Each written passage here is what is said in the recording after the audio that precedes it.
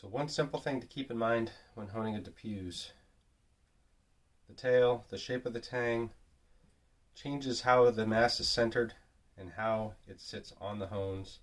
It's very difficult to do a typical honing stroke where you're rolling the tang in your between your thumb and your forefinger.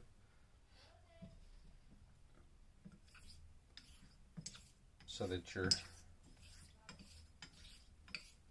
rolling the cutting edge back and forth, having the spine stay on the stone, or just lifting it off, but having the rolling taking place on the stone from the spine. So with the Pews, it's going to be the opposite, which is typically not a recommended stroke.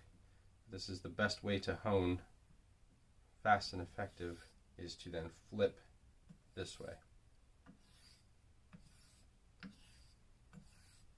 And it does not slow your honing down at all. I actually find there's a lot more risk if you're trying to hone a Pews in a typical manner, rotating. It becomes very cumbersome,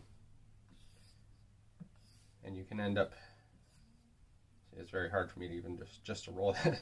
You potentially could end up causing damage to the cutting edge, dropping it, nicking it on the side of the hone.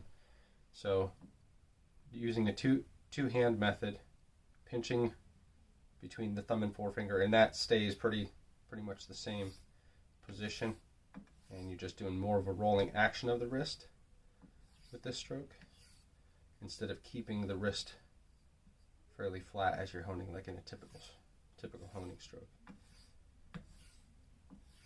You just have to use more caution to make sure that you are setting the hone down, or setting the razor down on the hone, spine and cutting edge level, so that you're not setting the cutting edge down first,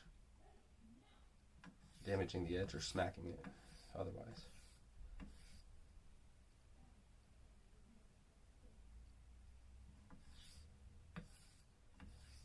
I am using a 1K stone. Not necessary to set a bevel excuse me, on such a low grit.